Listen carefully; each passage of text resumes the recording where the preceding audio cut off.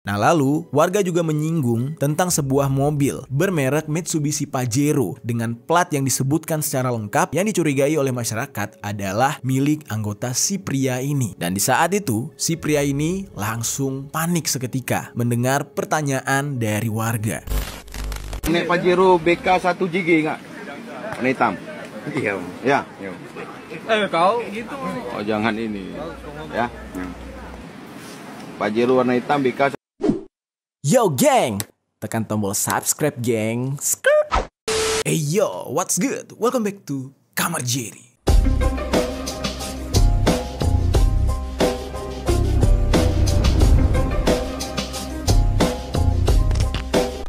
Geng, hari ini kita bakal ngebahas lagi perkembangan tentang pengungsi atau imigran ilegal Rohingya yang mulai mengkhawatirkan. Datangnya mereka itu menjadi sebuah permasalahan yang cukup serius karena sekarang jumlahnya semakin besar, geng. Udah gitu, masyarakat lokal di Indonesia, terkhususnya masyarakat Aceh, sudah mulai jengah dengan kelakuan dari pengungsi-pengungsi yang baru saja datang ini. Yang mungkin kalian bisa lihat di pemberitaan-pemberitaan tentang bagaimana kelakuan dari para pengungsi yang benar-benar kotor sehingga masyarakat lokal tuh jadi ngamuk. Nah udah gitu, belajar dari kejadian-kejadian sebelumnya. Salah satunya adalah fitnah yang dibuat oleh pengungsi Rohingya yang mengaku-ngaku kalau mereka itu diperkoas sama masyarakat lokal, masyarakat Aceh. Nah ternyata hal itu tidak bisa dibuktikan. Nah bahkan kita juga udah sempat bahas tentang bagaimana rusuhnya para pengungsi Rohingya yang ada di negara tetangga kita yaitu Malaysia. Mereka sering berdemo minta diberikan lahan, minta diberikan tanah agar bisa membentuk negara mereka sendiri atau pemukiman mereka sendiri.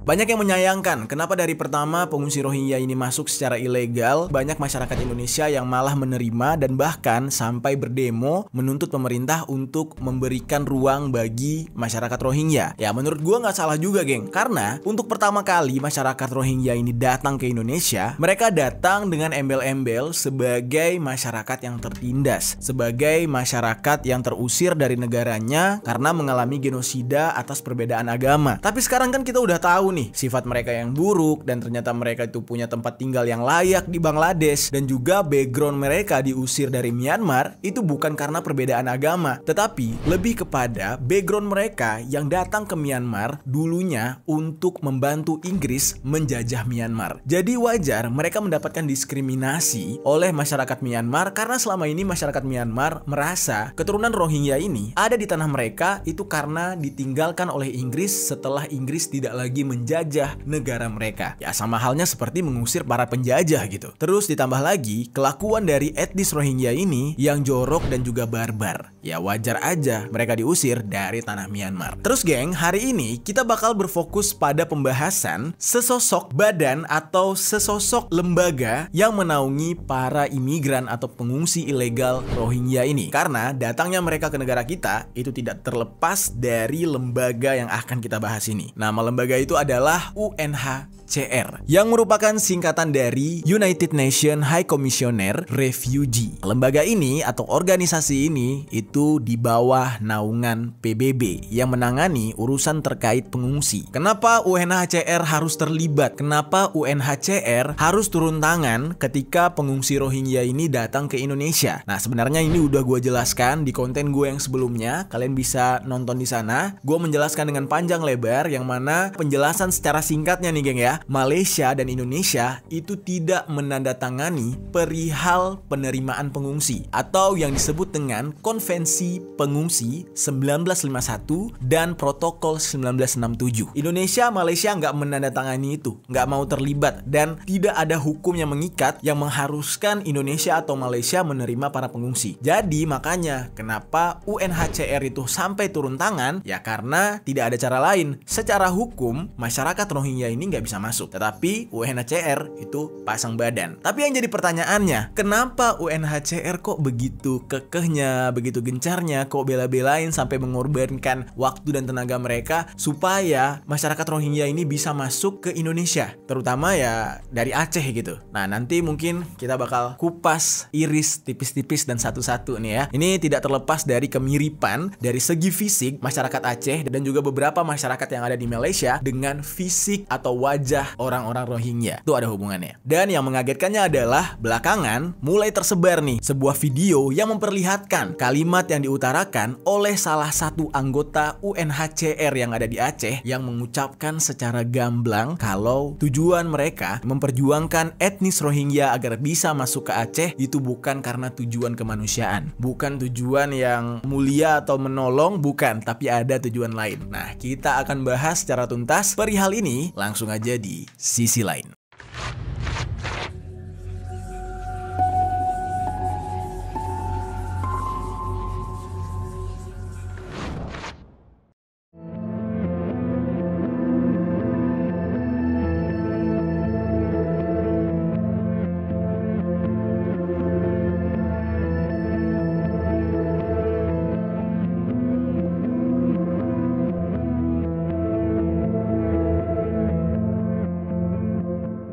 Tema kali ini gue namakan Kedok Sebuah Lembaga Dalam Membantu Rohingya.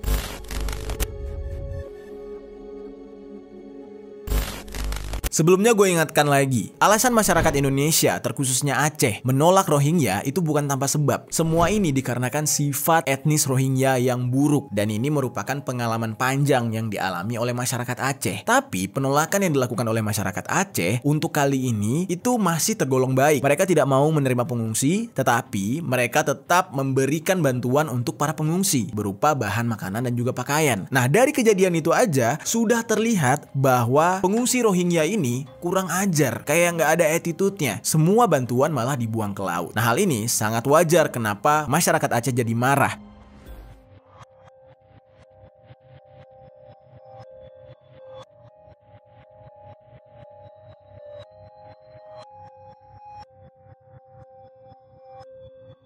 Dan baru-baru ini banyak tersebar video-video yang memperlihatkan masyarakat Aceh satu persatu udah mulai ngamuk. Dan bahkan ada yang nyamperin tenda-tenda pengungsi Rohingya sambil bawa sajam. Nah, kalian bisa bayangkan ya geng, kita orang Indonesia itu biasanya akan ada peringatan pertama, peringatan kedua, dan biasanya di peringatan ketiga adalah peringatan terakhir. Nah, yang ditakutkannya adalah bisa-bisa para pengungsi Rohingya ini diperlakukan kejam oleh masyarakat lokal yang sudah muak dengan hal itu. Nah, lalu ditambah lagi nih geng, UNHCR baru-baru ini malah mendesak pemerintah Indonesia untuk memberikan izin lagi bagi 200 pengungsi Rohingya untuk datang ke Indonesia. Yang kemarin aja belum kelar permasalahannya, sekarang mau masuk lagi 200 orang. Dan yang membuat geramnya adalah Kepala Perwakilan UNHCR di Indonesia juga berharap kepada masyarakat Aceh agar tetap dapat membuka pintu bagi para pengungsi Rohingya karena alasannya di antara para pengungsi ada anak-anak dan perempuan. Namun yang jadi pertanyaannya adalah ketika UNHCR ini meminta masyarakat Aceh untuk membuka pintu untuk dapat menerima etnis Rohingya ini datang lagi, apakah sudah benar-benar mendidik atau memberikan pesan kepada etnis Rohingya ini agar bersikap baik kepada warga lokal? Nah, pasti jawabannya mereka akan bilang udah. Nah, tetapi pada buktinya kita bisa lihat sendiri etnis Rohingya yang sudah tiba di Aceh itu sifatnya benar-benar minus. Seperti yang udah kita lihat ya, dikasih makan malah bilang itu kurang,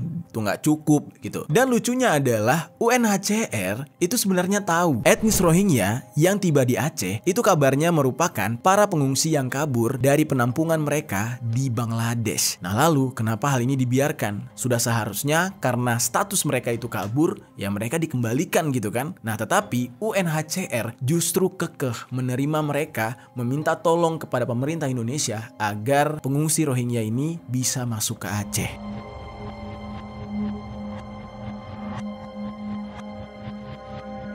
Sekitar tanggal 10 Desember tahun 2023, pengungsi Rohingya ini datang lagi ke Indonesia dan mendarat di Aceh. Lalu, menurut UNHCR, sudah terhitung sekitar 1.200 orang Rohingya datang ke Indonesia dalam rentang waktu dari November sampai Desember 2023. Bisa kalian bayangkan tuh geng, November ke Desember, ini Desember aja belum kelar, mereka sudah ada 1.200 yang mendarat di negara kita. Coba kalian pikir ya, kita harus menampung orang-orang yang katanya butuh tempat tinggal tinggal, butuh makan, butuh suaka. Sementara saudara-saudara kita di Indonesia untuk punya rumah aja syukur, mereka malah tidur di emperan toko, di pinggir jalan. Udah gitu nggak ada orang yang ngasih makan. Tiba-tiba kita diminta oleh UNHCR untuk membuka tangan, untuk membuka pintu, menerima masyarakat-masyarakat yang entah siapa ini dan diberikan makan, diberikan bantuan. Buset, kejam banget ya. Saudara kita sendiri yang ada di Indonesia, memang asli warga Indonesia, punya KTP Indonesia, punya akta lahir Indonesia,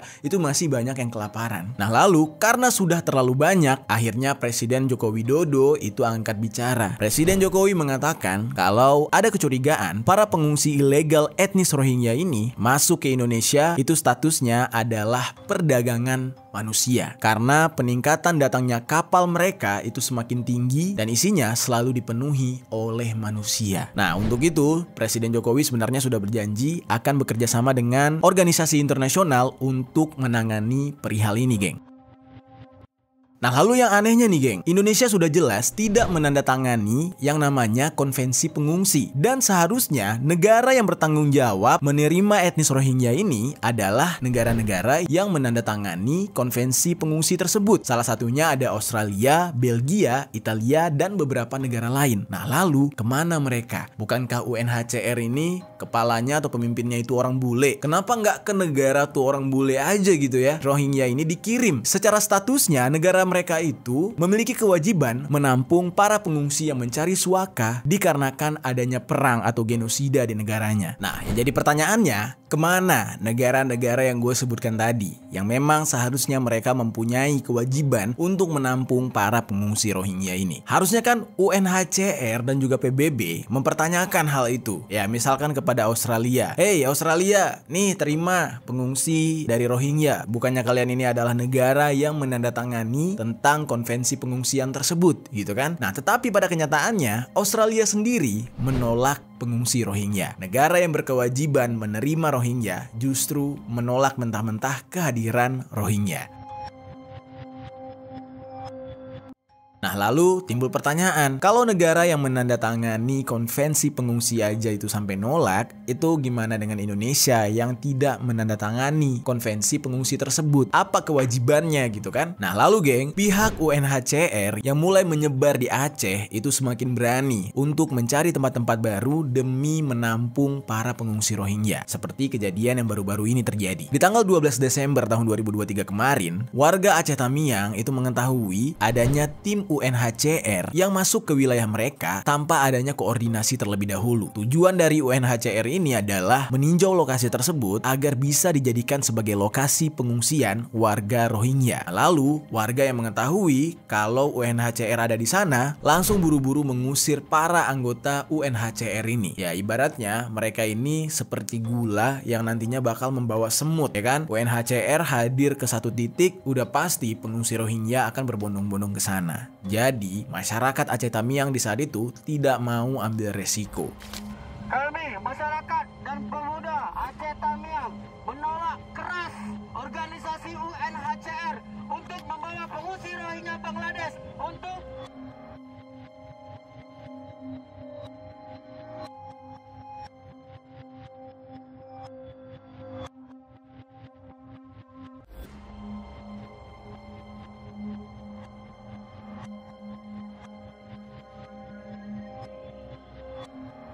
Di dalam kasus ini geng, gak cuma UNHCR yang berinisiatif ingin memindahkan etnis Rohingya ke sana. Nah, mereka justru bekerja sama dengan Organization for Migration atau IOM dan juga pemerintah lokal, yaitu bupatinya. Nah, ketika itu, Bupati Aceh Tamiang yang bernama Murah Budiman mengatakan kalau Aceh Tamiang bakal dijadikan salah satu lokasi alternatif untuk menampung pengungsi Rohingya ini. Loh, kok bisa gitu ya? Pemerintah lokal malah nge-support program tersebut, padahal udah jelas-jelas di seluruh daerah para pengungsi ilegal ini ditolak. Nah, ada apa nih dengan pemerintah lokal? Yang mana di saat itu, menurut Bupati Aceh Tamiang yang bernama Murah Budiman, nantinya penempatan sementara para pengungsi Rohingya akan dititikkan di lahan milik PT Perkebunan Nusantara atau PTPN. Namun tetapi, karena warga di sana terus-menerus mendesak dan menolak rencana ini, akhirnya pemerintah tidak jadi atau membatalkan rencana tersebut. Nah, akhirnya pihak UNHCR harus memutar otak lagi mencari lokasi yang bisa untuk dijadikan penampungan para pengungsi Rohingya ini. Ya pastinya mereka nggak mau ngambil risiko gitu ya, kalau masyarakat lokal ngamuk gitu.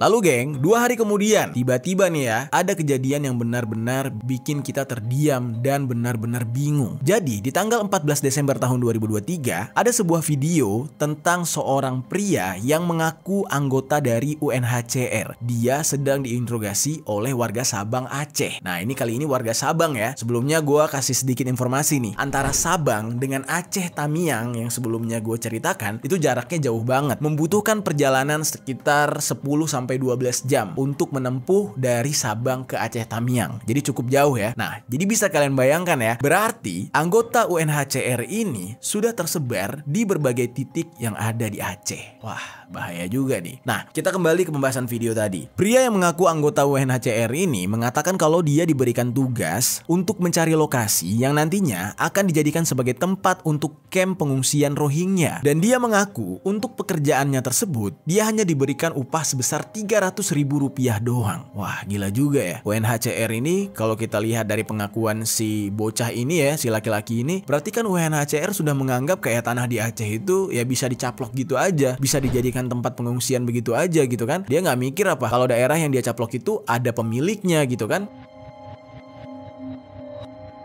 Lalu, ada informasi lagi yang mengatakan kalau ternyata pria ini bukan anggota resmi UNHCR, tetapi melainkan dia ini hanya ditugaskan atau diupahkan. Jadi dengan bahasa lain pekerja lepas atau freelance. Tugas dia adalah untuk mendata serta mendokumentasikan para pengungsi Rohingya yang sudah mendarat di Aceh. Tapi orang-orang di sana atau warga lokal merasa curiga. Kenapa dia bisa tahu atau dia bisa secepat itu mendapatkan informasi kalau nantinya akan ada warga Rohingya yang akan mendarat. Lalu dia diminta untuk mencari titik pendaratan dan pendirian camp yang ada di Sabang. Nah, berarti kan sudah ada koordinasi sebelumnya. Bahkan di dalam video tersebut ada perkataan seperti ini. Luar biasa ya PT kalian pakai satelit. Bagaimana caranya itu kalian bisa cepat tahu lokasi mendaratnya Rohingya nanti? Kalian bisa dengar sendirilah dari video yang ada di sini.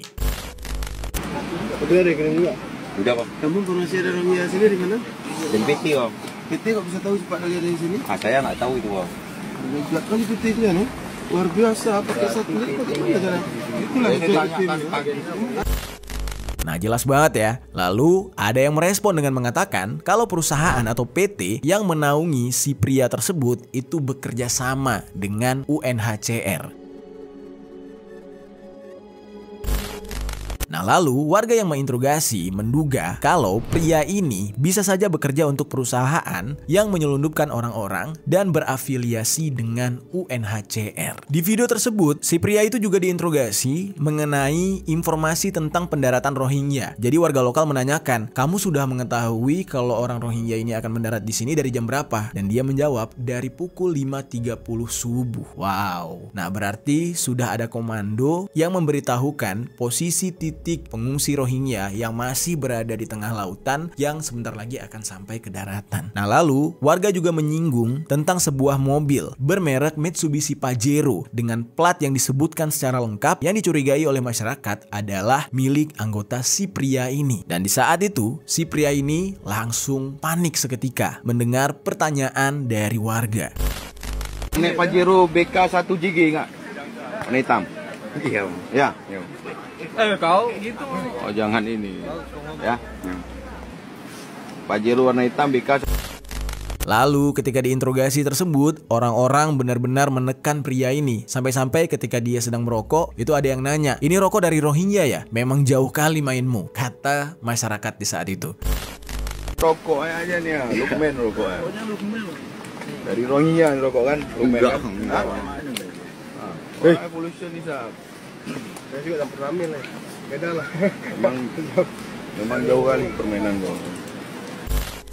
Nah, lalu tidak berhenti sampai di situ. Interogasi dari warga kepada pria tersebut masih berlanjut, geng. Ada satu video lagi yang tersebar, sepertinya lokasinya masih sama di hari yang sama, karena orangnya persis sama gitu ya. Di video tersebut memperlihatkan orang itu dipaksa oleh masyarakat lokal di sana untuk menelpon partner atau anggota atau mungkin atasannya gitu. Dan di saat itu, ketika dia menelpon, dia membuka loudspeaker dan semua orang bisa mendengar perkataan orang yang ada di telepon. Dan itu jelas banget ya, dari logat orang yang berbicara di telepon itu adalah logat Aceh. Gue bisa memastikan itu logat Aceh. Jadi kayak orang Aceh sedang bicara bahasa Indonesia gitu. Jelas banget logatnya. Dan di saat itu, kalimat-kalimat yang dia utarakan itu bikin gue bingung. Loh, sebenarnya mereka ini melakukan semua ini atau membantu Rohingya ini demi kemanusiaan atau demi apa? Karena di dalam kalimat orang tersebut, dia bahkan mengatakan, tugasmu bukan untuk melindungi mereka. Mereka dalam artian orang Rohingya. Tugasmu untuk memfoto mereka, lalu kirim fotonya. Sudah,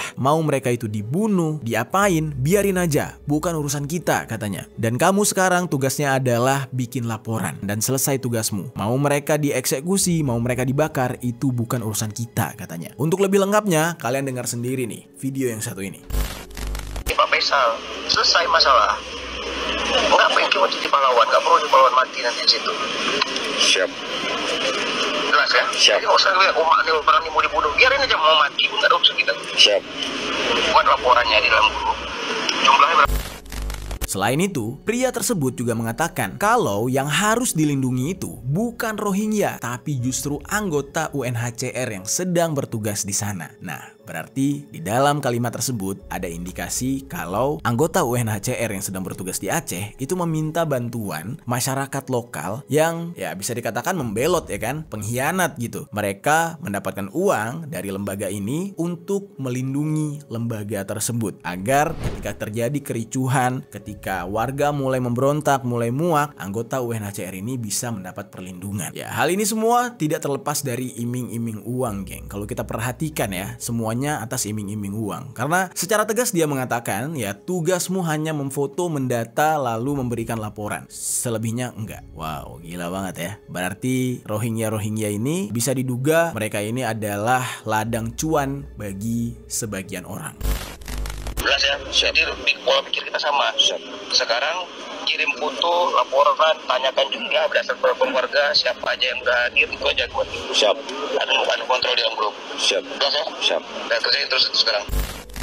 Sebenarnya geng, sebelum video itu viral, tepat pada tanggal 7 Desember tahun 2023, memang terjadi sebuah kasus ketika Polres Pidi berhasil membongkar agen penyelundup imigran gelap Rohingya ke daerah Pidi. Nah, sekarang gue jelaskan lagi nih. Tadi ada Aceh Tamiang, terus kita ngomong Sabang. Sekarang ada lagi Aceh Pidi. Pidi ini juga jauh dari Sabang, geng. Sabang itu, dari Sabang kalau kalian mau ke Aceh Pidi, kalian harus nyebrang dulu. Karena Sabang itu kepulauan, dia pulau sendiri, dan kalau mau ke Aceh yang lain, mereka itu harus banget nyebrang ke pelabuhan Ulele, ke pelabuhan yang ada di Banda Aceh. Nah, dari Banda Aceh baru bisa ke Aceh Pidi. Kalau gue nggak salah ya, dari Banda Aceh ke Aceh Pidi mungkin sekitar 3-4 jam kali ya. Mungkin teman-teman yang ada di Aceh bisa menjelaskan sedikit jarak dari Banda Aceh ke Pidi. Berarti kalau misalkan kalian dari Sabang nih, naik kapal feri biasa, 4-6 jam gitu ya, dari Sabang ke Pidi. Bisa jadi kayak gitu. Nah, jadi ini jauh nih ya. Nah, ternyata penyelundup Rohingya ini juga udah ada di Pidi dan bahkan sudah tertangkap. Berarti memang sudah ada projectnya nih. Sudah ada project cuannya untuk menyelundupkan Rohingya nih ke Aceh.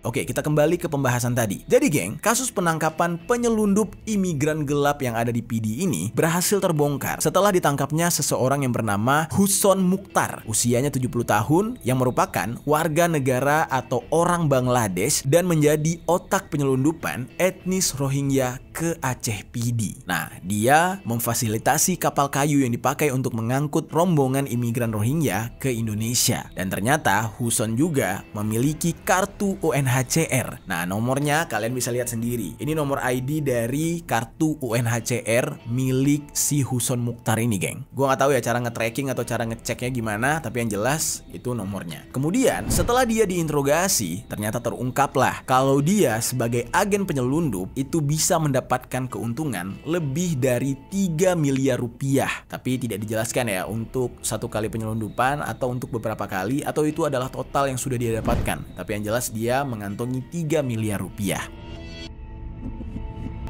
Nah, lalu yang bikin gue bingung lagi ya, gimana caranya seseorang bisa mendapatkan kartu UNHCR? Jujur selama ini gue belum pernah melihat bagaimana sih lowongan kerja yang dibuka oleh UNHCR. Apa saja klasifikasinya, apa syaratnya gitu. Apakah seseorang itu harus punya nyali? Apakah orang itu harus punya relasi? Ya kan? Karena kalau kita lihat kan, dari si Huson Mukhtar ini, dia adalah warga Bangladesh, tapi dia bisa mengoperasikan bisnisnya dari Aceh dengan bermodalkan kartu keanggotaan dia sebagai anggota UNHCR. Mungkin kalian bisa menjelaskan gimana caranya mendapatkan kartu UNHCR? Apakah harus jadi pengungsi dulu atau gimana? Coba tinggalkan komentar di bawah bagi yang paham. Lalu gak cukup sampai di situ, geng. Pemberitaan lain juga muncul. Beberapa hari yang lalu, ada yang viral di media sosial mengenai adanya 8 orang etnis Rohingya yang ternyata memiliki KTP palsu dan sudah memasuki wilayah NTT kabarnya. Orang-orang ini jelas sekali adalah warga negara asing alias WNA karena secara fisik jauh berbeda dengan warga lokal yang ada di NTT. Ya wajah dari warga negara asing ini ya selayaknya orang-orang di India, Bangladesh atau Pakistan sana gitu. Ya otomatis dengan warga lokal NTT jauh berbeda. Nah, di saat itulah kecurigaan itu mulai muncul, lalu diinterogasilah oleh warga lokal. Dan interogasi tersebut berjalan cukup sulit gara-gara kebanyakan dari warga negara asing ini itu tidak bisa berbahasa Indonesia. Hanya ada satu orang yang bisa sedikit berbahasa Melayu karena menurut pengakuan dia pernah tinggal di Malaysia. Nah, akhirnya warga lokal yang mungkin ini adalah petugas gitu ya, meminta satu orang tersebut untuk menyampaikan kepada teman-temannya yang lain dalam bahasa negara mereka gitu ya, untuk berkata jujur ketika dimintai keterangan. Pada awalnya nih geng, berita ini sedikit simpang siur. Ada narasi yang mengatakan kalau warga negara asing tersebut merupakan orang Rohingya yang kabur dari Aceh dan sudah tiba di NTT. Nah, tetapi setelah dilakukan pemeriksaan, ternyata warga negara asing tersebut merupakan warga asal Bangladesh yang memang mirip banget dengan Rohingya. Dan gilanya adalah kesemua mereka yang jumlahnya 8 orang itu memiliki KTP Indonesia yang udah pasti itu adalah KTP palsu yang mereka buat di kota Medan kabarnya. Di dalam KTP tersebut, mereka mengaku-ngaku kalau mereka adalah warga NTT. Yang mana di KTP tersebut, mereka menggunakan nama salah satunya Nasir, lahirnya di Rote, dan tinggal di Tarus, Kecamatan Kupang Tengah, Kota Kupang. Lalu ada Awang Prawiro yang lahir di Kupang dan tinggal di Namosain. Ada juga Alberto, ya kan, asalnya dari Kupang. Lalu ada Sobrianto, lahir di Atambua. Lalu ada lagi Antonius yang lahir di Rote. Lalu ada Gibson dan juga Ibrahim Bau. Serta yang terakhir namanya Alberto lagi. Nah, semua identitas palsu itu mereka buat seolah-olah mereka itu benar-benar anak NTT, lahir besar di NTT. Karena mulai dari tempat lahir sampai alamatnya itu semuanya di NTT. Mungkin tujuan mereka membuat seperti itu karena merasa kayak secara warna kulit sama mungkin ya. Ya saudara-saudara kita yang ada di timur kebanyakan berkulit gelap. Tetapi tanpa mereka ketahui, kita bisa mengenal ciri khas fisik saudara-saudara kita yang ada di NTT. Dan gak semua masyarakat NTT itu berkulit hitam. Masih banyak warga NTT yang berkulit putih. Karena kenapa? NTT itu dulunya sempat dijajah oleh Spanyol. Jadi jangan heran kalau nama-nama orang NTT itu pakai nama Spanyol. Dan juga beberapa dari mereka itu kayak orang bule. Nah, berarti nih orang Bangladesh nggak ngesurvei dulu gitu. Mentang-mentang mereka berkulit hitam terus mikirnya mereka bisa nyamain diri sama orang lokal NTT. Ya beda bos. Beda look gitu. Beda banget gitu. Terus nih geng, ketika diinterogasi nih, menurut salah satu dari mereka nih warga Bangladesh tersebut, ada yang satu namanya sesuai dengan KTP Bangladesh, yaitu MB Nadim. Nah, dia mengakui dia dan teman-temannya ini menggunakan jasa seorang warga dengan membayar 300.000 per orang untuk bisa mendapatkan KTP palsu tersebut. Nah, tapi mereka berkilah, mereka tidak mengetahui orang itu siapa. Selama ini mereka hanya berkomunikasi lewat handphone, tidak pernah bertemu dengan orang tersebut, kata si orang-orang Bangladesh ini. Nah, mereka dari awal masuk ke Indonesia memang melalui Medan. Dan mereka datang ke Medan dari Bangladesh itu tidak menggunakan paspor. Di dalam kejadian ini mereka ditangkap di rumah seorang warga yang berada di Desa Takarin, Kecamatan Tasifeto Timur, Kabupaten Belu sekitar jam 5 sore pada hari Minggu tanggal 10 Desember tahun 2023. Wah, ngeri banget ya. Ternyata penyusup-penyusup yang berasal dari Bangladesh itu udah mulai banyak di Indonesia. Karena kalau kita tarik lagi ke belakang, Rohingya Rohingya sendiri itu berangkat juga dari Bangladesh, dari tempat penampungan mereka yang sangat besar di Bangladesh. Yang jadi pertanyaannya, ada apa dengan perbatasan laut kita? Apakah tidak ada yang menjaga? Kok semudah itu orang-orang dari Bangladesh sana menembus perbatasan kita? Biasanya kan ada patroli. Dulu aja kalau misalnya ada nelayan nih, nelayan dari negara lain yang nyari ikan ke negara kita, itu langsung ditangkap. Bahkan di zaman Bu Susi Pujiastuti sampai ditenggelamkan, sampai dibom kapal-kapalnya. Nah, itu nelayan yang notabene nyari nafkah, hanya mengambil sedikit ikan dari lautan kita. Nah, kalau ini orang-orang pengungsi ilegal yang memang datang ke tempat kita, dalam tanda kutip gitu ya, melakukan tahapan untuk menjajah, yang mana pada suatu hari nanti mereka akan meminta tanah seperti apa yang sudah terjadi di Malaysia. Kok bisa dibiarkan seperti itu? Di mana petugas perbatasan kita? Oke, sekarang kita masuk ke dalam pembahasan sebuah isu yang mengatakan jika datangnya Rohingya ke Indonesia itu disebut-sebut sebagai ganjaran atau balasan dari Amerika dan Israel karena Indonesia terlalu membela Palestina.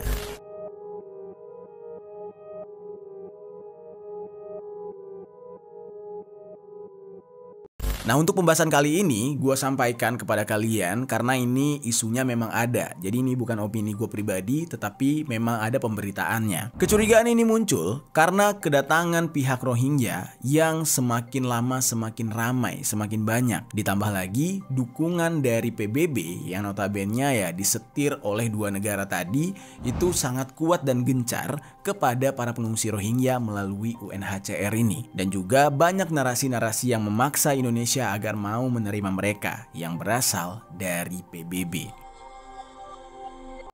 Seperti yang kita tahu ya geng, masyarakat kita di Indonesia secara terang-terangan dalam jumlah besar memberikan dukungan kepada Palestina di dalam perang antara Israel dan Palestina yang sekarang sudah berubah menjadi genosida. Banyak akun-akun pribadi milik orang Israel sampai kepada tentara Israel atau IDF yang diserang oleh netizen Indonesia. Sampai-sampai orang-orang di Israel sana mengunci akun milik mereka karena tidak kuat dengan serangan netizen Indonesia. Nah, kalau kalian sadar nih geng ya, UNHCR ini adalah sebuah lembaga di bawah PBB, yang mana kepanjangan dari UNHCR sendiri sebenarnya sangat jelas tertulis kalau mereka ini bertugas untuk membantu pengungsi. Nah, lalu mengapa di dalam perang Palestina dan Israel, mereka sama sekali tidak membantu pengungsi Palestina? Tidak ada yang membuka pintu perbatasan untuk pengungsi Palestina bisa mengungsi ke daerah yang aman, seperti misalnya Mesir. Nah, mengapa mereka hanya terfokus kepada Rohingya? Begitu juga dengan PBB, seperti yang kita lihat ya, serangan bertubi-tubi yang diterima oleh Palestina seperti tidak mendapatkan tanggapan apapun dari PBB. Nah, hal ini dikarenakan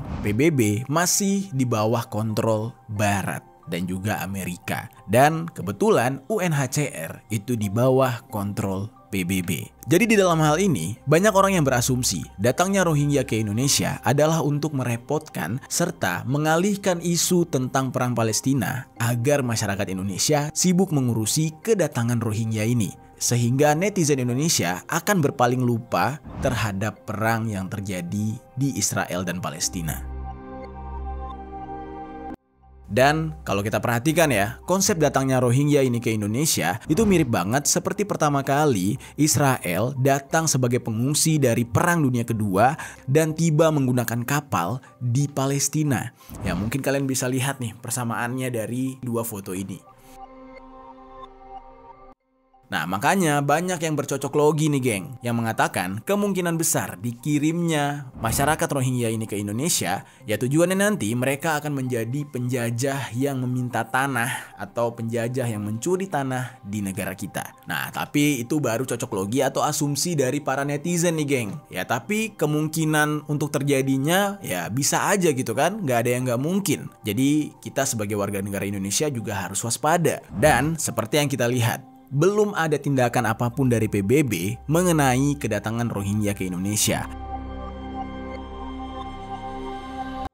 Oke, itu dia geng pembahasan tentang Rohingya kali ini. Banyak muncul kecurigaan di saat hadirnya Rohingya, mulai dari sindikat perdagangan orang, keterlibatan UNHCR dalam hal tersebut dan juga beberapa informasi yang bocor tentang orang-orang yang bekerja untuk UNHCR yang sebenarnya tidak sepenuhnya bertanggung jawab atau dengan tulus mengurusi masyarakat pengungsi Rohingya ini. Karena di beberapa kasus ternyata pengungsi-pengungsi Rohingya ini juga membayar sejumlah uang agar mereka bisa sampai ke Indonesia dengan cara diselundupkan. Dan juga sebuah isu yang mengatakan kalau kedatangan Rohingya ke Indonesia adalah sebuah bentuk pengalihan isu agar netizen Indonesia tidak lagi ikut campur atau mengomentari akun-akun sosial media milik Israel dikarenakan perang Palestina. Nah, tapi hal tersebut belum terkonfirmasi, baru hanya kecurigaan aja. Dan baru-baru ini yang lebih gilanya ada pernyataan dari salah satu orang penting di Indonesia yang mengatakan kalau ada wacana akan memberikan Pulau Galang yang ada di Batam, Kepulauan Riau untuk tempat pengungsi Rohingya. Kalau sempat ini benar-benar terjadi, wah parah sih. Ini bakal menyedihkan banget. Masih banyak orang-orang di Indonesia yang belum memiliki tempat tinggal, tetapi justru negara kita memberikan tanah secara cuma-cuma kepada imigran ilegal Rohingya. Ya, semoga ya pemerintah cepat menangani permasalahan Rohingya ini, kalau bisa segera diusir atau dipulangkan ke negaranya masing-masing, atau ya dikembalikan ke campnya yang ada di Bangladesh.